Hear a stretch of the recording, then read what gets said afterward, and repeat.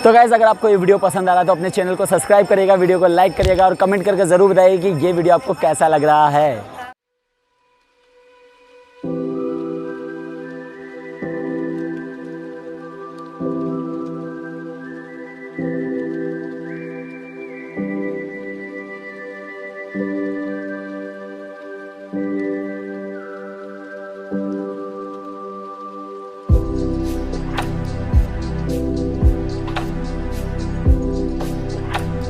और जय जय श्री राम।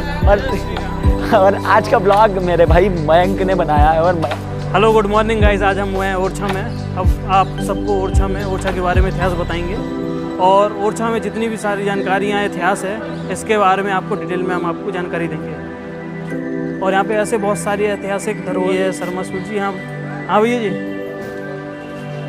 ये हमारे यहाँ के भैया ओरछा के। जय श्री राम। अब ये ओरछा के बारे में बताएंगे भैया कुछ? आप अपना नाम बताइए। अभी हमारे साथ ओरछा में संतोष शर्मा जी हैं और ये आपको ओरछा के बारे में एक एक ऐतिहासिक जानकारी प्रदान करेंगे। आप बताइए भैया जी। आप जय श्री राम। अब इस मंदिर के बारे में थोड़ा। ठीक है भैया जी, दुकान लगा लीजिए यहाँ पे। तो यहाँ पे फेमस मिठाई है यहाँ की ओरछा की। ये भैया जी इसको क्या बोलते हैं? इसको ये ओरछा का कलाकंद जी। अच्छा जी। यहाँ नारियल का और लाइट जले का बर्तन लगता है, यहाँ शुद्ध मावे का बर्तन लगता है, क्योंकि यहाँ राजा है, राजा अच्छी माल खाते हैं, इसलिए राम ने सरकार को यहाँ राजा को, जो राजा के उसमें बैठे हैं भगवान यहाँ, तो उसके हिसाब से यहाँ राम जी को प्रसाद मावई का लगता है। और जो राम जी यहाँ विराजमान है, ये मूर्ति पूरे भारत में कहीं विराजमान नहीं है, क्योंकि यहाँ राम जी राजा के रूप में विराजमान है। और जब 1631 में राम जी यहाँ आए हैं, मुगलों का शासन था अकबर का जी। तुलसीदास जी जब रावण लिख रहे थे, उत्तराखंड चल रहा था जब यहाँ राम जी आए, तो जब राम जी यहाँ आए तो जो यहाँ के राजा थे, राजा मधुकर साय और रानी कुंवर गणेशी, दोनों भक्त थी भगवान की। राजा थे कृष्ण भक्त, रानी थी राम भक्त। दोनों में आपस में बात छिड़ गई कि उन्होंने कहा, जो सामने मंदिर देख रहे हैं उसमें तो राम जो विष्णु भगवान चतुर्भुज मंदिर, जी राम जी के लिए बना था पहले, जी राम जी के लिए बनवाया था कि भाई इसमें राम जी की स्थापना कराएगा। तो राजा ने कहा, रानी अपन चलो मथुरा वृंदावन, वहाँ राधा कृष्ण की मूर्ति लेके आए तो यहाँ स्थापना कराएं उस चतुर्भुज मंदिर में, जिसकी आपने फोटो देखी है चतुर्भुज मंदिर की। इसकी जो शुरुआत है वो 5 मंजिल से शुरुआत है। इसकी अद्भुत मंदिर बना हुआ है, बहुत प्यारा। जो भी देखना चाहें, बहुत सुंदर मंदिर है। ऐसा मंदिर कहीं पूरे भारत में है नहीं है। खासियत ये है, और जो शुरुआत है उसकी वो 5 मंजिल शुरुआत है। ताजमहल भी इसके सामने फैल है, इतना सुंदर बना हुआ है। तो जब राजा मधुकर शाह ने जो मंदिर बनवाया तो जो मंदिर बन गया, पूरा कंप्लीट हो गया। इसके बाद उन्होंने कहा कि रानी चलो मथुरा वृंदावन, वहाँ से राम जी को लेके आए, राधा कृष्ण को लेके आए। तो रानी बोली, नहीं, आप मेरे साथ अयोध्या चलिए, मैं साक्षात राम जी को लेके आ सकती हूँ, क्योंकि रानी थी राम उपासक और राजा कृष्ण उपासक, दोनों बड़े भक्त थे भगवान के, दोनों वीर थे। तो उन्होंने कहा, रानी चलिए मथुरा वृंदावन, वहाँ से राधा कृष्ण की मूर्ति लेके आएंगे। उन्होंने कहा, नहीं प्रभु, मैं साक्षात राम जी को लेके आ सकती हूँ। वे बोले, कलयुग में ये संभव नहीं है, राम जी आपको मूर्ति के रूप में मिलेंगे। बोले, नहीं, मैं साक्षात राम जी को लेके आ सकती हूँ। बोले, आपको इतना विश्वास है, दृढ़ विश्वास है राम जी के ऊपर? बोले, हाँ, मुझे विश्वास है कि राम जी मुझे मिलेंगे। तो राजा साहब बोले, ठीक है रानी, अगर राम जी को लेके नहीं आ सकती तो बोले, मैं अपनी ओरछा में अपना चेहरा नहीं दिखाऊंगी। तो रानी चली गई अयोध्या भगवान का भजन करने के लिए। तो भगवान वहाँ गई तो जैसे तुलसीदास जी मिलते हैं, 1631 में तुलसी बाबा रामायण लिख रहे थे, उत्तराखंड चल रहा था आखिरी। तो उन्होंने कहा, प्रभु मैं आई हूँ तो राम जी को लेने के लिए, क्या मेरी मनोकामना पूरी होगी? उन्होंने कहा, हाँ, ये प्रभु की इच्छा है, ये प्रभु की लीला है, कलयुग के अवतार रहेंगे राम जी यहाँ और आपके अवश्य दर्शन होंगे। तो रानी ने पूछा, प्रभु मैं कहाँ जाऊँ, कहाँ मिलेंगे प्रभु मुझे? उन्होंने कहा, सरजू किनारे आप बरगद के पेड़ के नीचे जाके बैठिए और वहाँ भजन करिए भगवान का। तो उन्होंने वहाँ जाके बरगद के पेड़ के नीचे जाके सरजू के किनारे भजन किया, अटूट भजन किया। जब भगवान के दर्शन नहीं हुए तो अपना शरीर त्यागने को हुई। बोले, प्रभु अब नहीं मिलते हैं, मैं अब राजा को मैं चेहरा नहीं दिखाऊंगी।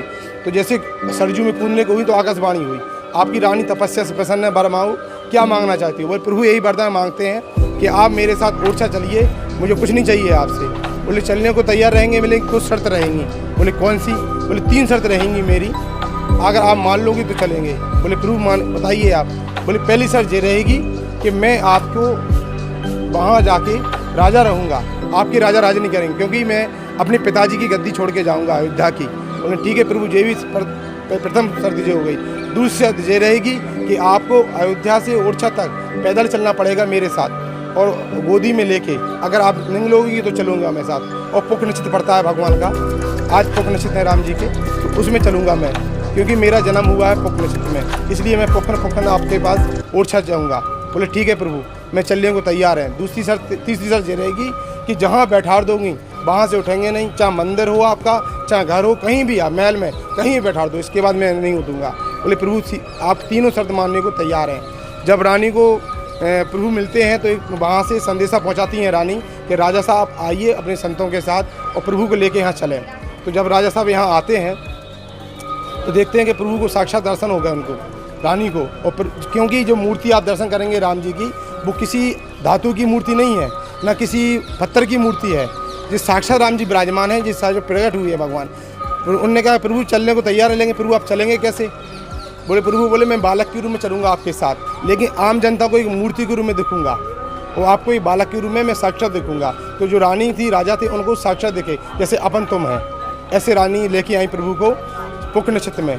जब यहाँ आई तो पुख नक्षत्र समाप्त हो गए थे, तो उन्होंने कहा प्रभु अब कहाँ? उन्होंने अपने रनवास था, मंदिर के बगल में महल था, उन्होंने कहा यहीं रख दें, इसके बाद अगले पुख नक्षत्र में राम जी को विराजमान करेंगे।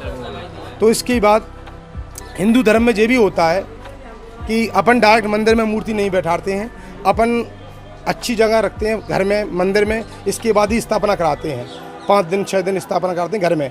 इसके बाद जब रानी को पुख नक्षत्र दूसरे आते हैं तो रानी कहती हैं प्रभु आप मंदिर में विराजमान हो। उन्होंने कि नहीं, मैंने वचनबद्ध हो गए रानी कि आप जहाँ बैठा दूँगी वहाँ से उठेंगे नहीं, अब मैं यही मेरा मंदिर है, यही सिंहासन है मेरा, अब मैं यहाँ से नहीं उठूँगा। उस दिन से आज तक राम जी राजा के रूप में विराजमान हैं।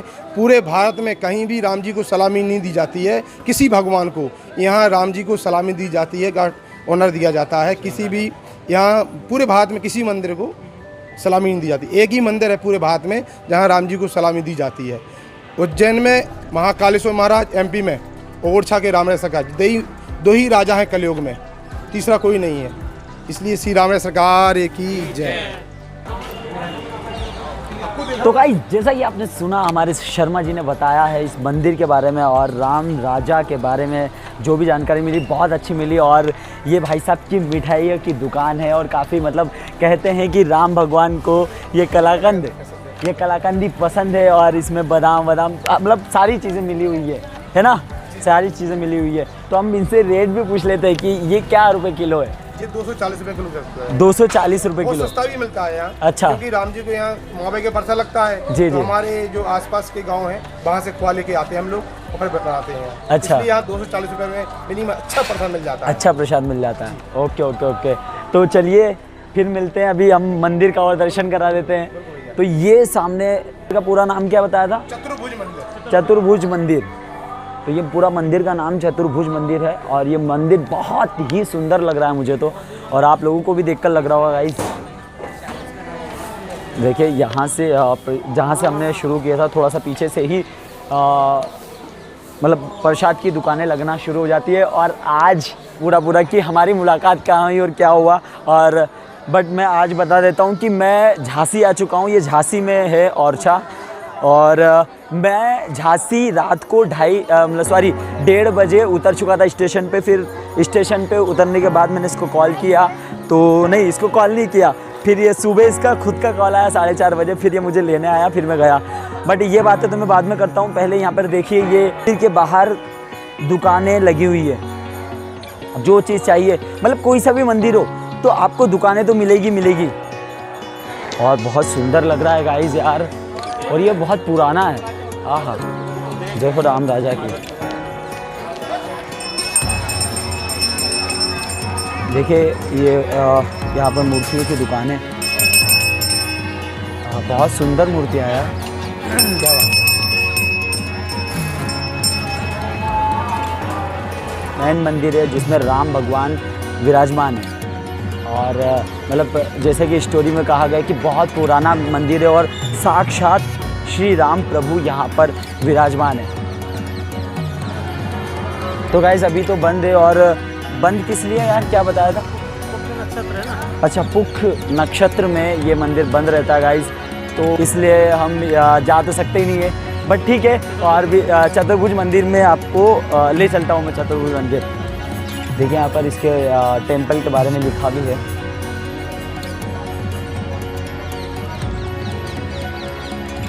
चलिए, हाँ, मैं बताना चाह रहा हूँ कि आपको झांसी से ओरछा 15 किलोमीटर दूर है, ठीक है।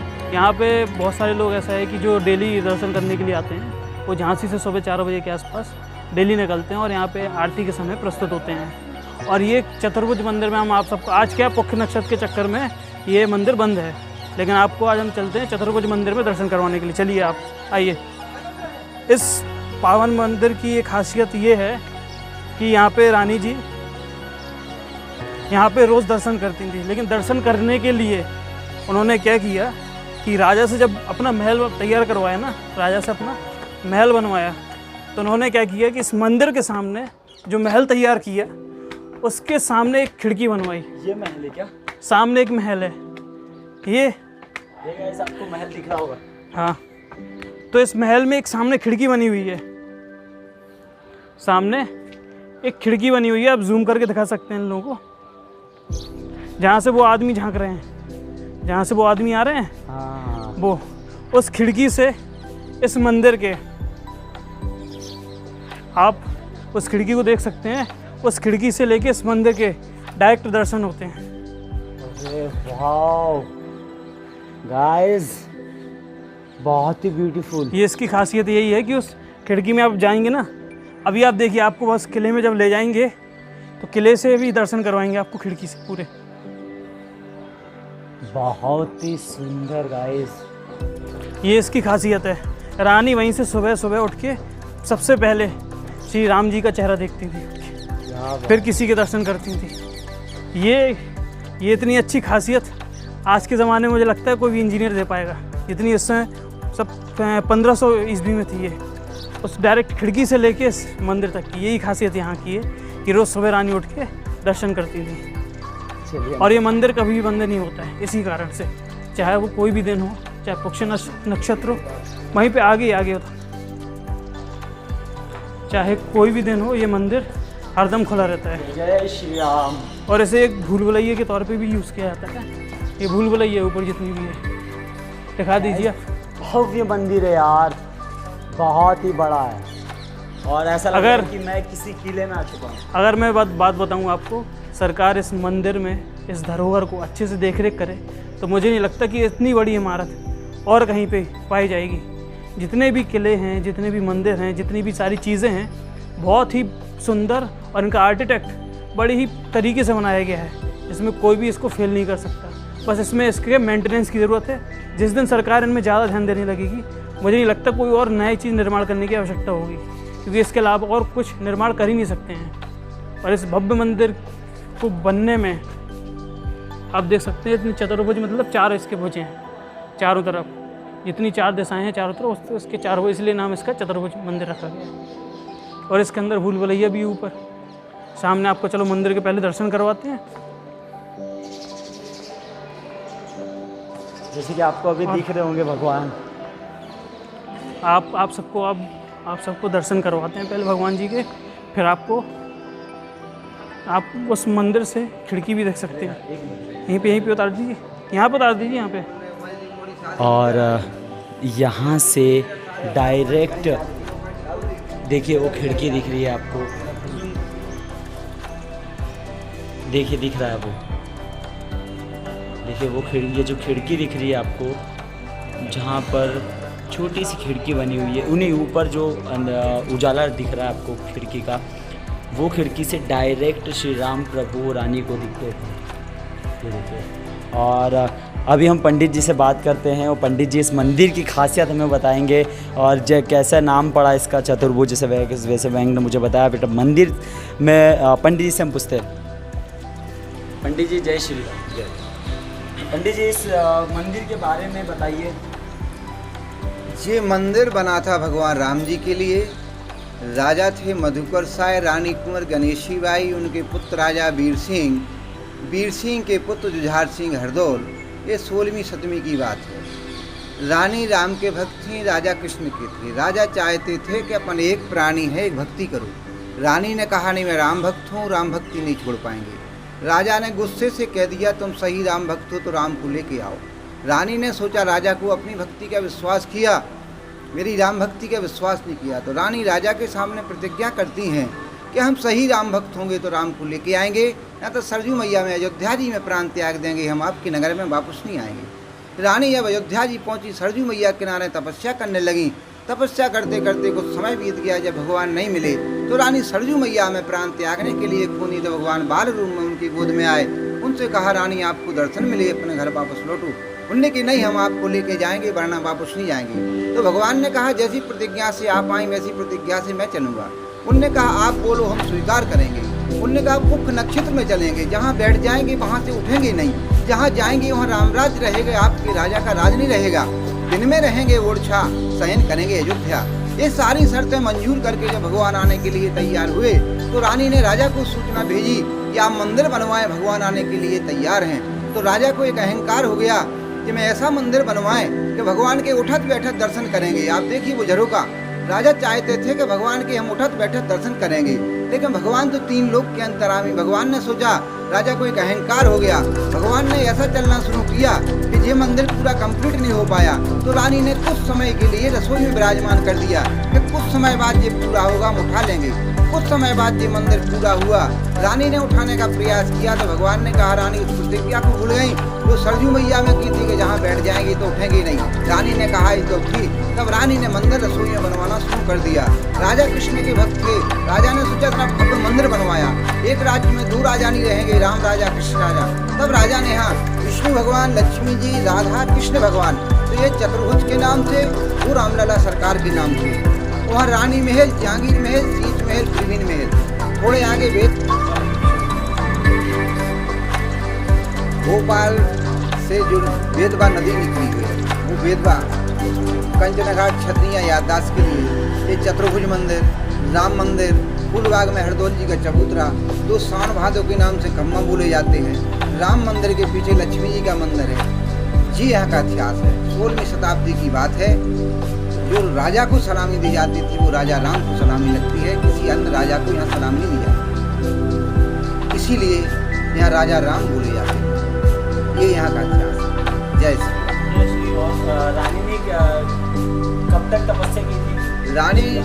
रानी ने तपस्या की अयोध्या जी सरजू मैया किनारे। तपस्या करते करते बहुत समय बीत गया। जब भगवान नहीं मिले तो रानी सरजू मैया में प्राण त्यागने के लिए खूनी। तब भगवान बाल रूप में उनकी गोद में आए। तब उन्होंने कहा कि जैसी प्रतिज्ञा से आप आई वैसी प्रतिज्ञा से मैं चलूँगा। उन्होंने कहा आप बोलो, हम स्वीकार करेंगे। उन्होंने कहा पुख नक्षत्र में चलेंगे, जहाँ बैठ जाएंगे वहाँ से उठेंगे नहीं, जहाँ जाएंगे वहाँ रामराज रहेगा, आपके राजा का राज नहीं रहेगा। दिन में रहेंगे ओरछा, शयन करेंगे अयोध्या। ये सारी जब भगवान आने के लिए तैयार हुए तो रानी ने राजा को सूचना भेजी कि आप मंदिर बनवाएं, भगवान आने के लिए तैयार हैं। तब राजा को अहंकार हुआ कि मैं ऐसा मंदिर बनवाएं तो भगवान की उठक बैठक दर्शन करेंगे। इसीलिए भगवान रसोई में बैठ गए तो उठी नहीं। जब नहीं उठे तो रानी ने मंदिर वहीं बनवा दिया। राजा कृष्ण के भक्त थे। तब राजा ने विष्णु, लक्ष्मी, राधा, कृष्ण, तो ये चतुर्भुज के नाम से, वो रामलला सरकार के नाम से। ये 16वीं शताब्दी हाँ हाँ, विष्णु जी, लक्ष्मी जी, राधा। बीच में विष्णु जी है, बीच में है विष्णु। हाँ, विष्णु जी ब्लू कलर। अच्छा ब्लू कलर में विष्णु जी और बीच में कौन? लक्ष्मी जी। बीच में लक्ष्मी, फिर राधा जी और इधर राधा जी, सामने कृष्ण। हाँ, छोटे लड्डू गोपाल हैं बाले और सभी छोटी मूर्तियाँ हैं। सालाग्राम गणेश जी, ये तांत्रिक गणेश जी भी हैं। बोलो राम राजा सरकार की जय। धन्यवाद पंडित जी, आपने इतनी जानकारी दी हमें। तो गाइस जैसा कि हमने सुना इस मंदिर के बारे में, चतुर्भुज मंदिर के बारे में, कि कैसे चतुर्भुज मंदिर का नाम भी रखा गया और यहाँ पर कैसे स्थापित हुआ। और जो वो सामने महल है, उस महल से रानी साक्षात मतलब दर्शन करती थी। जाकर सुबह उठती थी तो डायरेक्ट सबसे पहले इनका दर्शन होता था भगवान का, उसके बाद ही वो सारा काम करती थी। और देखिए आप पूरा ये मंदिर, चतुर्भुज मंदिर देख रहे हैं, तो इस मंदिर को मतलब भूल भुलैया भी कहते हैं। कि ये मतलब भूल भुलैया के भी नाम से फेमस है मंदिर है, ठीक है। बट बहुत ही विशाल मंदिर है और आप लोग देख ही रहे हैं कि कितना है। देखिए